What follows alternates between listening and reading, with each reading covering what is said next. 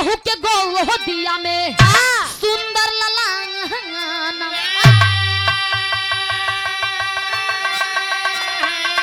अरे बतावा नाम तीनहु के गगन में थोर हो गई। अरे बतावा नाम तीनहु के गगन में थोर हो गई। आइल देवता धरतिया पे सोर हो गई।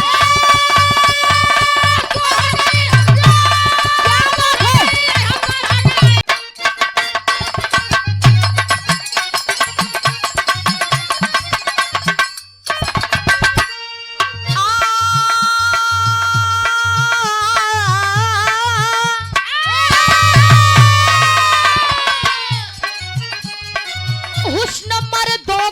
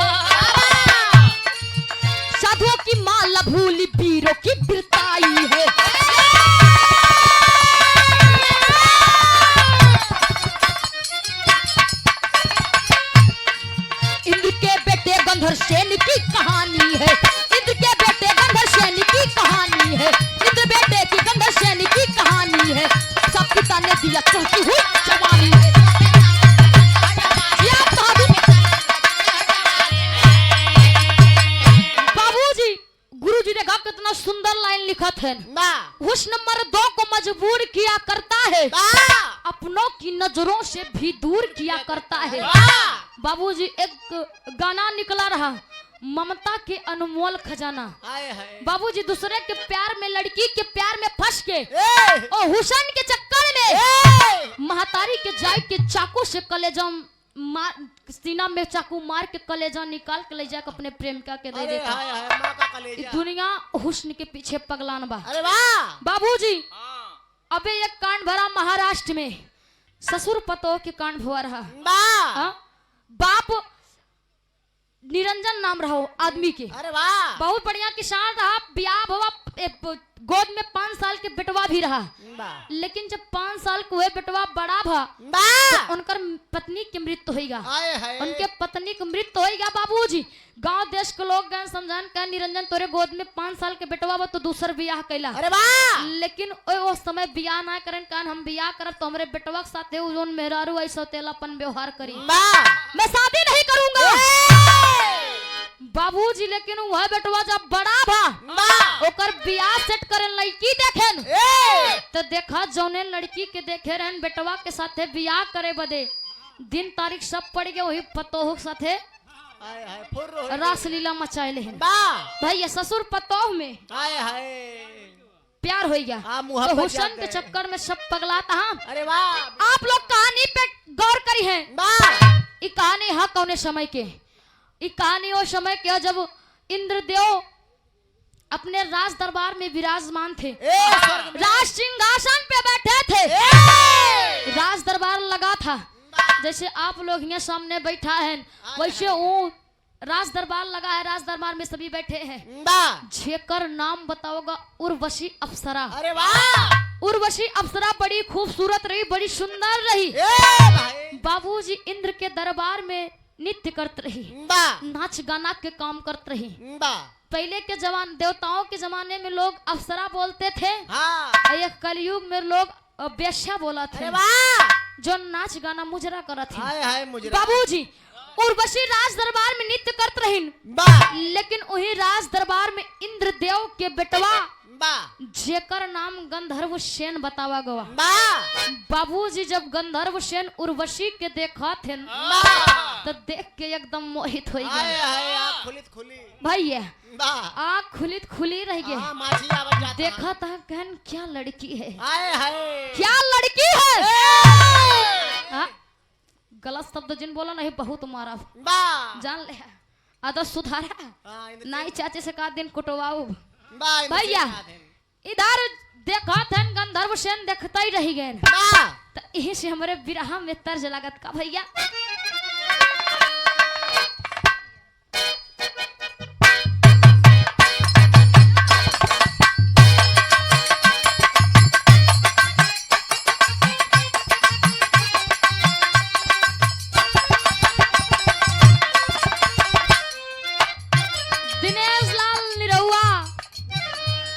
और खुशबू राज उनकर बड़ी फेमस गीत रही और नए गीती से ये लोग ट्रेंडिंग में आए हैं।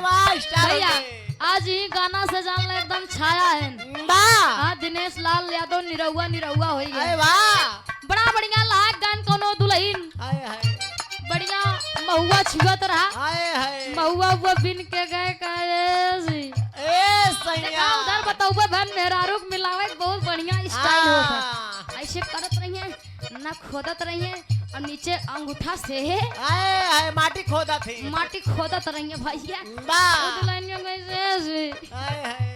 तनी माँ बात सुन ले का कहते रे अब कैसे बड़ी आज मिलावट है रोज तो इतना तेज लड़ात रहू इतना तेज बोला पूरे गांव सुनात रहा आज बड़ा प्यार से बोलती है कहीं ने राजत्व तुम्हार बाबू सोना है अगर झगड़ा करे तो प्यारो करी थी कहन देख अच्छा मिलाओ ना तो हम बात समझती तो क्या कुछ चाहिए तब वो पूछा तब बताया दुल्हन की हमका का चाहिए कहे का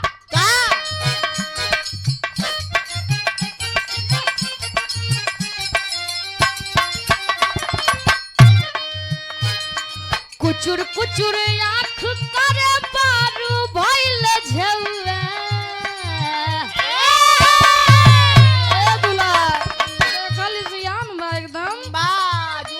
कुचुर कुचुर आँख करे पारू भइल झौआ बलमा होले आवा तेल गमा कौआ बलमा होले आवा तेल गमा लेकिन एक भाव में जब उर्वशी अप्सरा नृत्य करतबा नाच गाना के काम करतबा तो गंधर्व सेनो के देखत है निहारत है काना बा नाच इंद्र लोकवा में रूपवा की रानी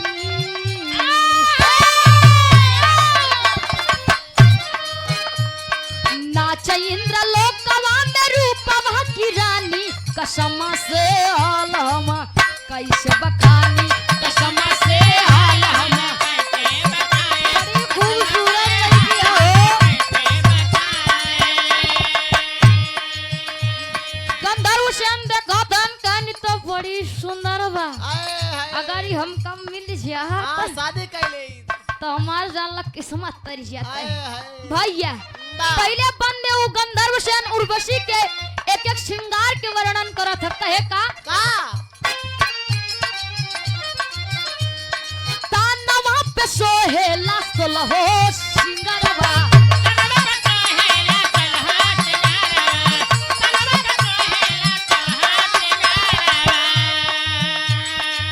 मन बहकावेला कजरा नयनवा हो गजरा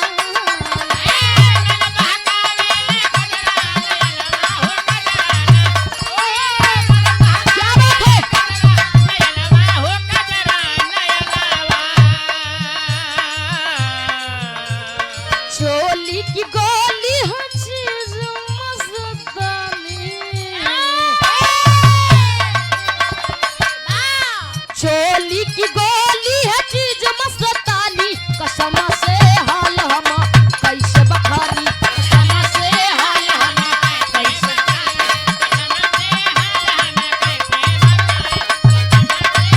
क्या बात है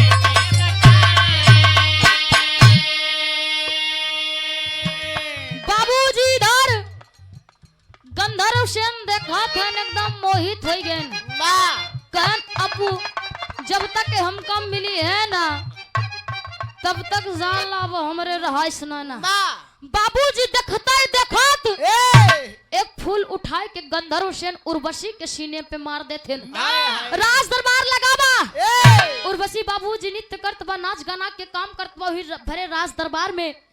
जब गंधर्व सेन खींच के फूल ओकरे सीना पे मारा थे, जब फूल खींच के उर्वशी के सीने पे मारा थे तो बाबूजी इंद्रदेव गुस्से में आकर के अपने बेटे गंधर्व सेन को श्राप दे देते हैं कि जाओ मैं तुम्हें श्राप देता हूँ कि पृथ्वी लोक पे तुम गधा बन के रहोगे। गधा काम करे यहाँ।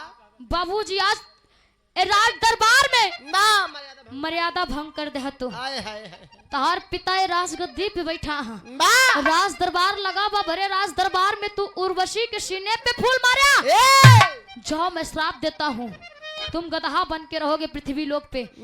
बाबूजी जब इतनी बतिया गंधर्व सेन सुना थे तो दौड़ के जाए के अपने इंद्रदेव पिता के पैर पे गिर गए कि ए बाबू हमसे बहुत बड़ी गलती होएगा, हमके क्षमा कर दे, श्राप वापस ले ला। जोन आज हम गलती करे ही दोबारा हमसे कबो न होई, एक बार माफ कर दा। इंद्रदेव कहे नहीं बेटा, हम जोन श्राप दे दिन वापस नहीं हो सका पड़े। इंद्रदेव बेटवा गंधर्व सेन कहन बाबू श्राप दे हया मान तई वापस ना होई, लेकिन एकर कोनो उपाय तो होई, हर समस्या के समाधान होता। बतावा हमू करे खातिर तैयार है। इंद्रदेव कहन ठीक बतो के हम बतावा तई जोन जोन बतावा ती तोन तोन कैला ए श्राप से मुक्त हो जावा तू। कहन जब तू गधा बन के पृथ्वी लोक पे गिरब्या तो तोर बिया एक लड़की से होए। देखा लड़की से करया कौन गधा है तो गधा ही जिन कैले भैया। हाँ इंसान के लड़की से करया रावे वो टाइम पे तू गधा, लेकिन तार बिया हुए हम जानती पहले से बता देते ही तार बिया इंसान की बिटिया से होई।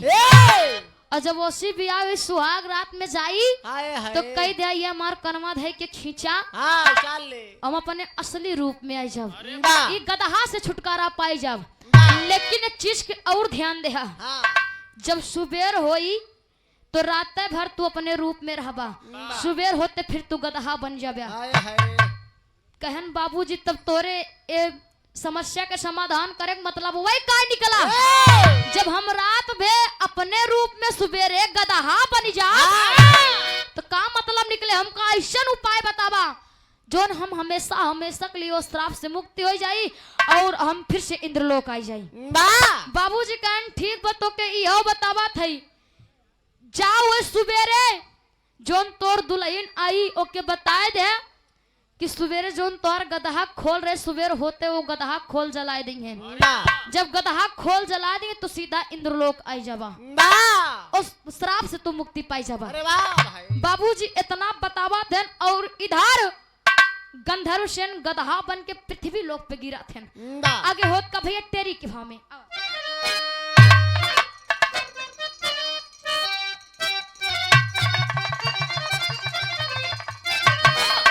अरे उमंगे चकनाचूर हो गए, अरे युमंगे युमंगे युमंगे उमंगे चकनाचूर हो गए, चूसी पर चढ़ी काली मार रबी लुटाया नूर। अरे नूर अरे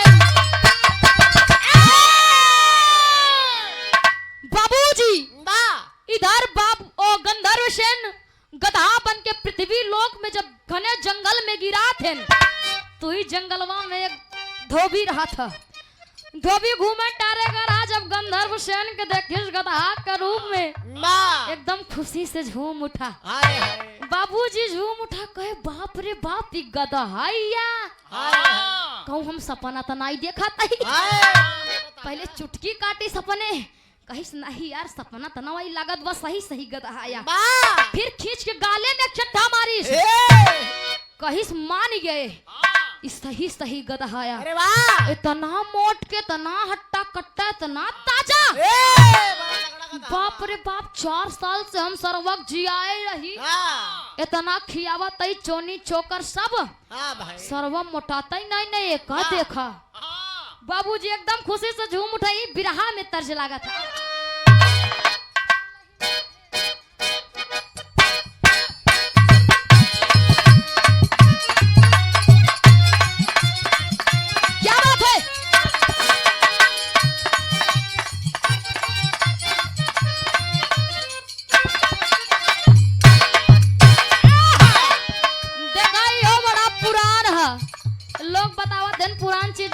मजा होता वाह वही एल्बम चाहे जोन चीज रहे भैया वही एल्बम गाने हैं?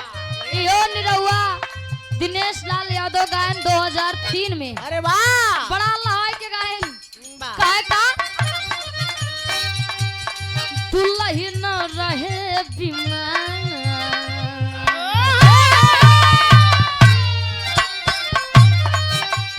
दुल्हन रहे बीमार निरहुआ निरहुआ निरहुआ सकल रहे दुल्हन रहे बीमार निरहुआ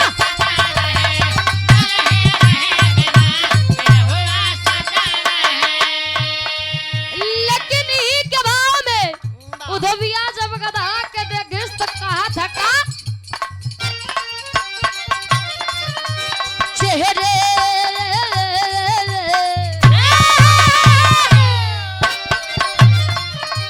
चेहरे पे मुस्कान की धोबिया झूम उठा चेहरे पे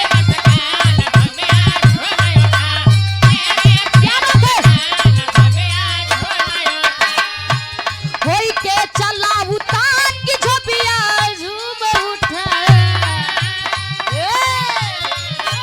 होई के चला उतान की धोबिया झूम उठा चेहरे पे अरे चेहरे पे मुस्कान की धोबिया झूम उठा चेहरे पे मुस्कान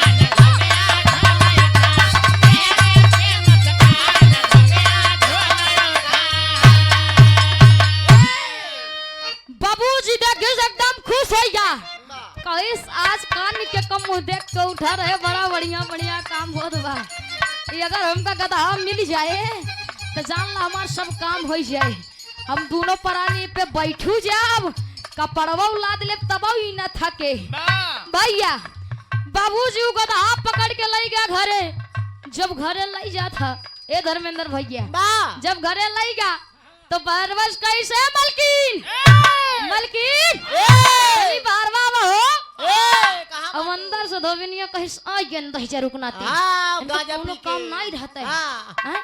दिन भे दिन घूमे जंगले घूमे वाह हमार कपार खाता है आए कहीं का बा ए काहे बुलावत है हां हैं? तो को कोनो काम नहीं है वाह तो विवा कहीं ज्यादा गरमा जिन तनी बहरवा निकल आए।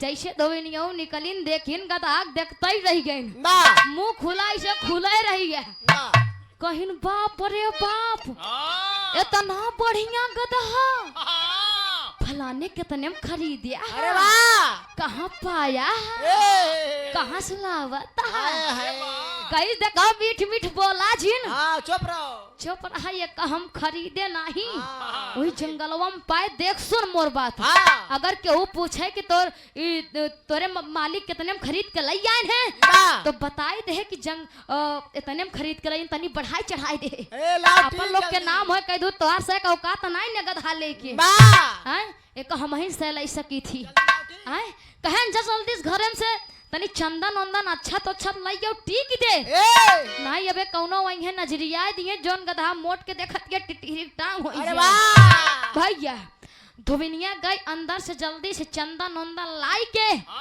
बढ़िया लगाए दी वाह जब गधा लगाए दी बाबूजी हां गधा टेक उठा अब वही मार खाए बदे तो खोवा है करतलिए देखा था मारब गटैया उतर ही अरे वाह कबो शुभ बोल दे करा एक कबो ठीक नहीं बोल सकते भैया इधर वही शहर में एक राजा रहे थे वाह राजा की बिटिया बड़ी खूबसूरत रही धोबिया और राजा खिया काम करते रहे अरे वाह भाई लेकिन होत का भैया चौक के भाव में अब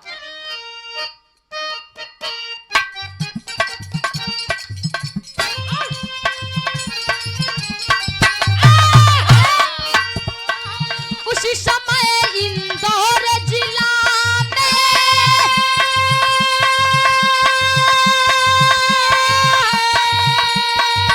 लड़की एक सयानी थी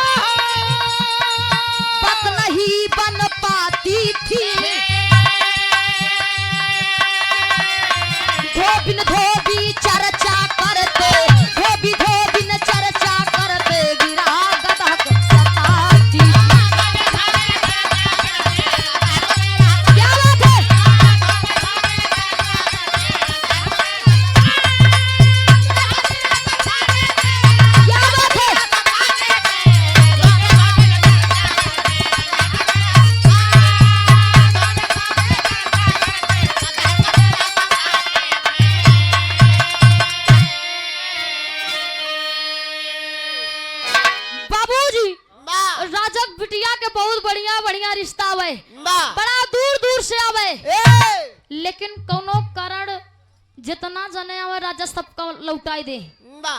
क्यों राजा कोनो रिश्ता पसंद ही नहीं आवत, लेकिन वही राजा खिया धोबिया काम करे और बेचारा सारा चीज देखता रहे कि राजा की बिटिया बड़ी सुंदर बा, बड़ा बढ़िया बढ़िया रिश्ता आवत है, लेकिन ये राजा साहब मानत कहे नहीं ना।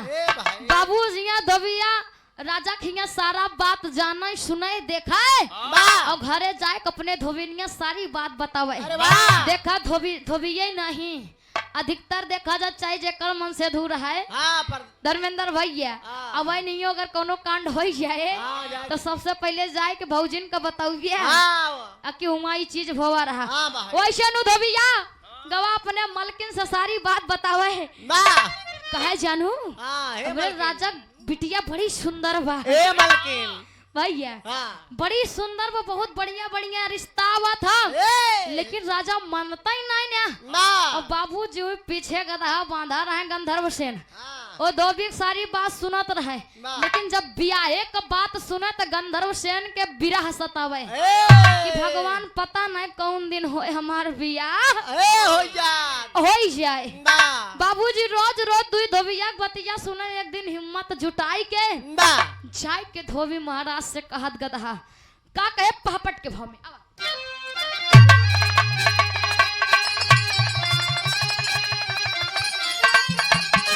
अरे बोला गदहा धोबी के सामनावा मनवा मानैना, अरे बोला गदहा धोबी के सामनावा मनवा मानैना, अब पूरा कैदा दिल कैयारा मनवा मनवा मानैना। क्या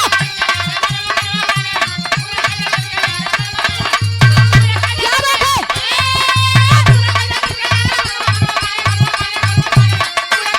क्या बात है?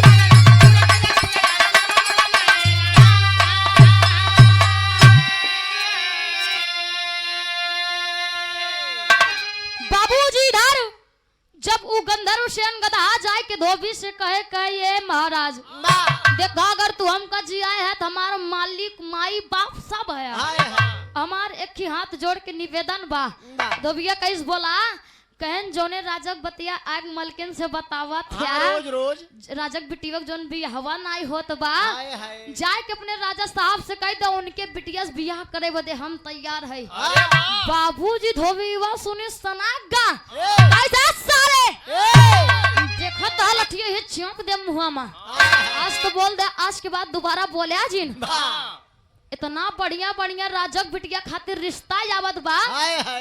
राजा साहब अपने बिटिया भी है गदहा साथे करी है, तू हमका फांसी चढ़वाइया है जाई तो का तार बात राजस कही ताकि हमका फांसी चढ़ाए दे।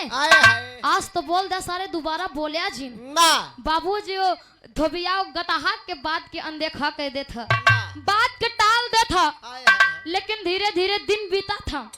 वह बात फिर धोबिया आए के अपने मलकिन से बतावे, गदावा एक दिन फिर जाए वह बतिया दोहरावा था। कहे पहले बंदे का अरे जाके राजा साहब जी से संदेश सुनाई दा,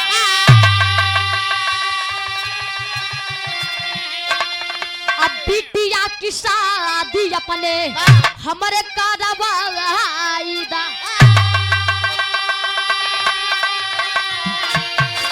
सुन के धोबी कैले हो गुनो नो मना मामा नहीं ना, अरे सुन के धोबी की हले है गुना नाम मना मामा नहीं ना, अय्या गिरे में कौनो बा करनावा मना मामा नहीं ना।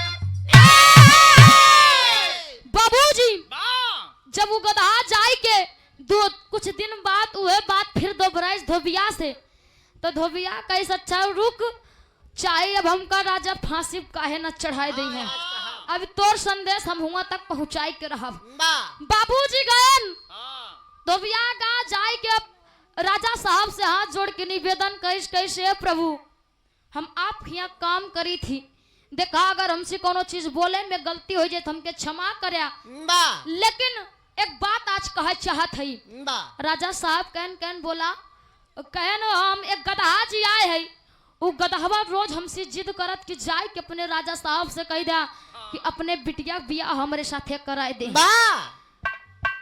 महाराज अगर कोनो बोले गलती हो जाए हमका क्षमा कह दिया, लेकिन हमारे गदहा की संदेश रहा आप तक पहुंचाए दिन बड़ा हिम्मत जुटाई के।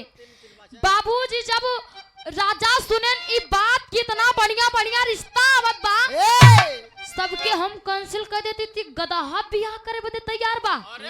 सोचन विचारन कहने में कोनो कारण बा, हाँ एमे कोनो कारण बा, तबे उ गदहा कहत बा। हमके लागत उ गदहा ना गदहा के रूप में केहू और बा। बाबूजी हाँ कर लेते हैं, धोबिया के कहन जाए कि अपन गदहा लियाई के वो अपने बिटिया बियाह तोरे गदहा के साथे कराए दे।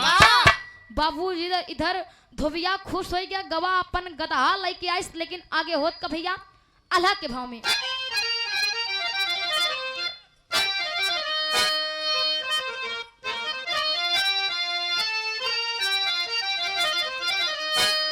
अरे मेटे नाम में टाला खाली विधि के विधनवा भैया,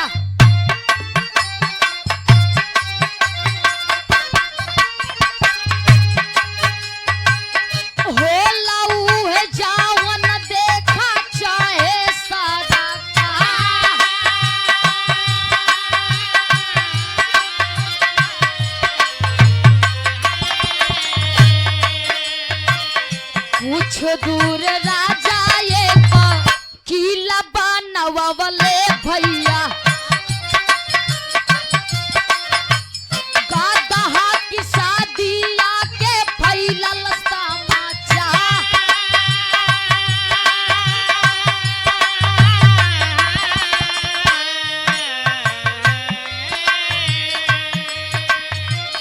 राजा जी की बेटी आके दुल्हवा भैया,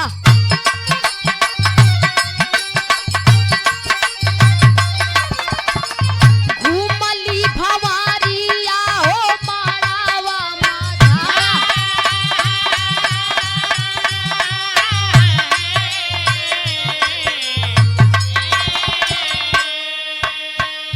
बाबूजी ओ गदहा के बियाह राजा बिटिया सो गया। जब इधर राजा अपने बिटिया बियाह गदहा के साथे कराए देहन, तो महल से कुछ दूर पे एक किला बनवाएन, एक किला बनवाएन और किला में गदहा के भेज देहन।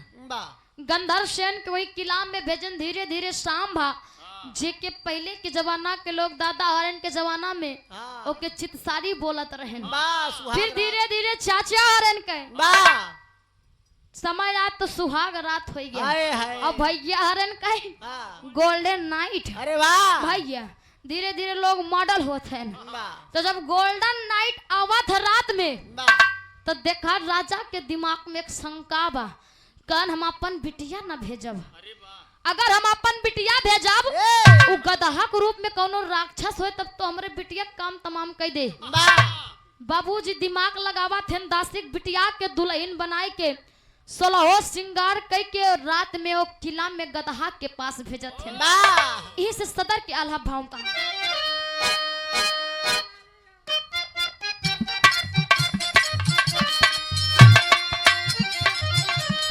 आईली मिलन वाली जब हो रही मिया,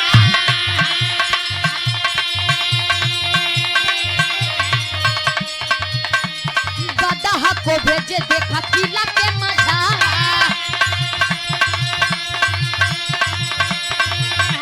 रतिया में लड़की एक दासी की भेजा वाले, दुल्हन बना के साजे 16 श्रृंगार। थारा थारा कपे गोरी देखी के दुल्हावा, बोला गदहा वसना हो गुलन्ना।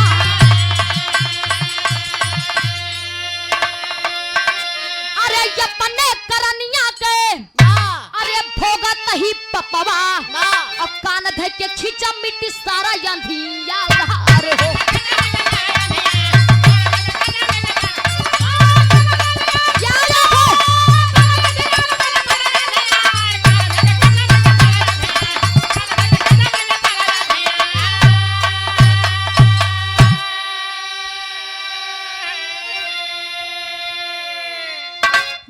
बाबूजी जब पहली रात में दासी के बिटिया के 16 श्रृंगार के दुल्हन बनाए के ओ किला में गंधर्व सेन के पास भेजा थे। अब देखा दासी की बिटिया तो बेचारी के मजबूरी बा। जब दासी की बिटिया जात हो तो देख के गंधर्व सेन के लगी थर थर थर थर थर थर थर थर थर थर थर थर कांपे। जब कापत बद गंधर्व सेन देखन कहने देखा तार हमसे बियाह भवा तो के हमरे साथे जिंदगी बितावे के बा। देखा तू डरा ना हम तो के कुछ करब ना बस जैसे जैसे कहती तू ऐसे कैला। दुल्हनी कान कान ये हमार कान है खींच। देखा ये गदहा खोल अलग हो जाए एकदम नौजवान एकदम हैंडसम देखा लड़का बनी जाए। अरे वाह बिना मोछ वाला भैया एक कलयुग में जकरे मोछ नहीं ने आजकल देखा था या 16-17 साल के लड़कन के देखा जोन बढ़िया दाढ़ी सेटिंग करा के चला था भाई।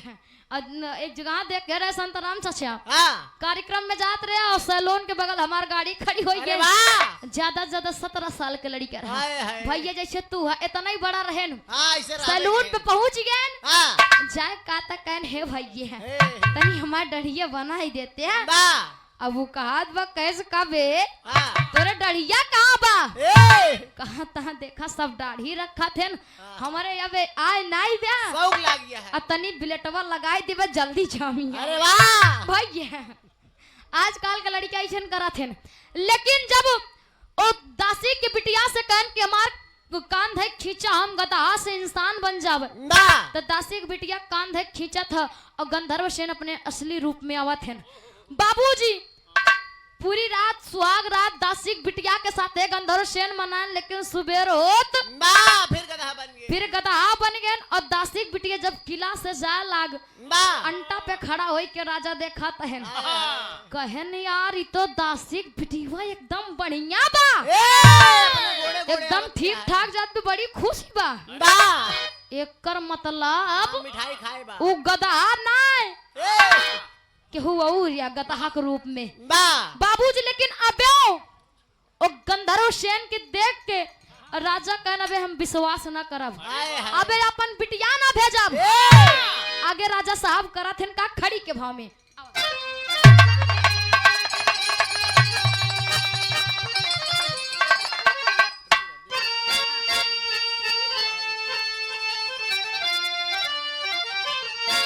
अरे खोल तनकी उतारे अरे या जोर हो दे खोल तनकी उतारे अरे या जोर हो गई अरे खोल तनकी उतारे अरे या जोर हो गई आइल देवता धरतिया पे सोर हो गई।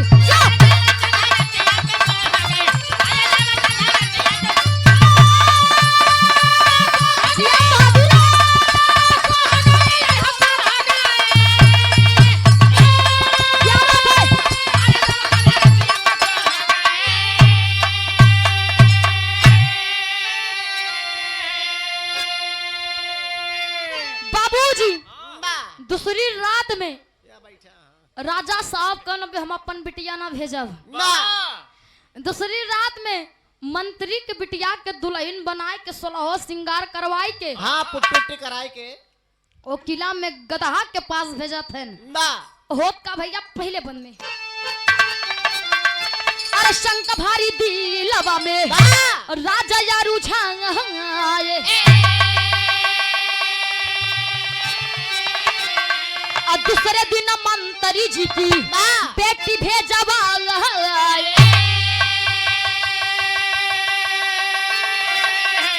अरे सावन सजिया पे बरसा अरे मन विभोर हो गई अरे सावन सजिया पे बरसा अरे मन विभोर हो गई आइल देवता धरतिया पे सोर। इधर जब मंत्री के बिटिया के भेजा थे रात में तो वे जोन गंधर्व सेन दासी बिटिया के साथ करे रहा वह चीज मंत्री के बिटिया से गंधर्व सेन कहन बा कहन कान देख खींचा देखा बहन तार सारा दुख हाँ, देर दूर। सब भाग जाए ए भाई मिठाई अब खिलाई एकदम हम देखा इंसान बन जाओ बा जैसे जैसे बतान वैसे वैसे मंत्री के बिटिया करीस बा और गंधर्व सेन अपने असली रूप में आई गए रात में दोनों ने सुहाग रात मनायन आए। जब सुबह भा ए तो मंत्री की बिटिया सोचिस कहीं से सुबेर होत गदहा बनी जाते हैं हाँ, और अतिया में इंसान इ मामला कुछ समझ में ना आए सब है तो हम जात ही लेकिन हमरे बाद जे आए हाँ, ओ का हम बता देव सतर्क कह देव कि जाती हा हाँ, सुबेर होते वो खोल जलाए दो बा हो सकत गदहा खोल जली जाए तो हमेशा हमेशा के लिए हाँ, इंसान बन जाए बा दुल्हन भैया की आए। इधर जब किला से निकल के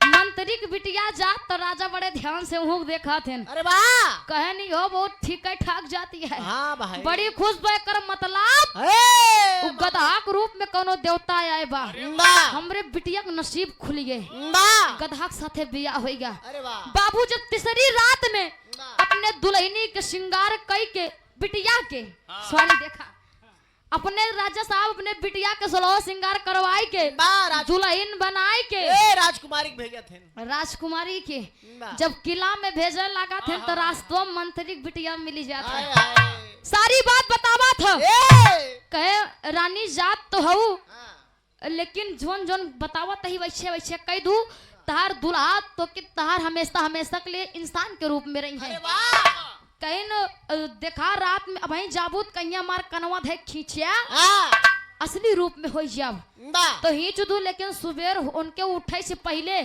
सुबेर हो से पहले वो गदहा वाला जोन खोल अलग हो गए रहे बा ओका तू आगे में जलाए दो बा अगर आगे में जलाए दे वो जहां तक हमार सोच बा वो हमेशा हमेशा के लिए तहार हो जाई है भैया इधर रानी की बिटिया जात था बा जब जात त वह गंधर्व सेन ओह साथे करन कि कनवा धै के खींचा हम एकदम इंसान बन जावे बा भाई पहले से मंत्री की बिटिया बता रही सारा काम वैसे कैली रात दोनों जने ठीक ठाक रात बीती गोल्डन नाइट आए भैया। हाँ सोई ना है और भाई सुबेरे जैसे गंधर्व सेन सौतर रस रस अंधियारा ही रहा बा और देखा रानी तनी होशियार रहीन आए हाय। कहीं अगर हम सोई जाब हाँ, फिर तो जानला मामला गड़बड़ाई जाए हाँ, मंत्री की बिटिया कहे हैं कि रानी ओका सुबेर होइस पहले ओका जलाए दो बा बाबूजी गंधर्व सेन सोई गेन रानी रात भे जागेन जब धीरे धीरे अजोर होए लाग हाँ पा फाटाई तो लाग गदहा के खोल जलाए दिन आगी में बा जब गदहा खोल आगी में जलावा थे तो होत आगे का भैया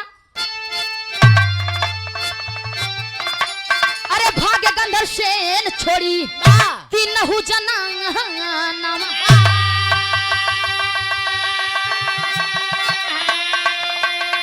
तीनहु के गो दिया में सुंदर ललांग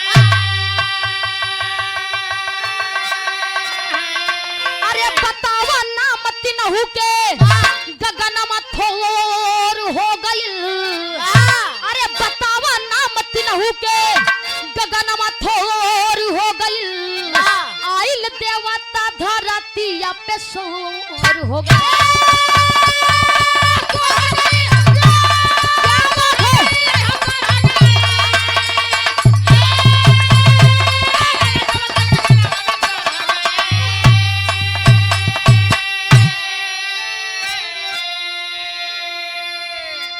बाबूजी इधर जब गंधर्व सेन अपने असली रूप में आवा थे और शराब से मुक्त होते हाँ लखबे ना कर तो मेरा रू तीनों जनी को छोड़ के बा सीधा इंद्रलोक चला गए आए आए यार बाबूजी बिना सोचे बिचारे हाँ उधर वो इंद्रलोक गन और इधर दासिक बिटिया मंत्रिक बिटिया राजा बिटिया तीनों जने के गोद में एक एक बेटवा के जन्म भा आ? हाँ 9 महीना बाद तो का जाने तुरंत ही होत का हाँ भाई हमका लागत है धर्मेंद्र भैया तो हमका लागत चाचिंग ना पता नहीं चाचिंग दिक्कत रहा के ना ताहा चाची ताहा मौसी ऐसे नहीं गए यहाँ देखा गलत जिन बोलिया बा बुआ बुआ पूरा गांव जाना था बा भाई हाँ इधर दासिक बिटिया से गोपीचंद का जन्म हुआ बा मंत्री के बिटिया से विक्रमादित्य के और अरे वाह! राजा बिटिया से राजा भरथरी के बा तीनों जनी से एक एक जने जन्म भा हाँ भाई भैया ये कलयुग की बात है और कहाँ के यही से उधर इंद्रलोक पहुंच गए गंधर्व सेन अपने वस्त्राप से मुक्ति पाई गए और इधर तीनों जने जन्म हो गया। हमरे विराह के कहानी यहीं से खत्म बा। ई बिटिया अपने गुरु घराने का परिचय दे था, कौने गुरु घराने से ताल्लुकात रखा था अब कौने फुलवारी के फूल है। आवा गुरुजी। स्वामी गुरु बिहारी रमन ब्रिजलाल जी ज्ञानी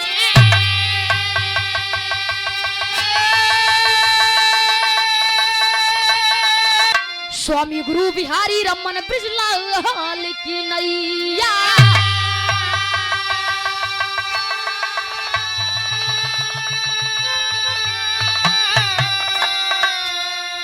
अरे शिव प्रसाद बलिराम पुलोकी अरे दुर्गा बनी खेवैया हो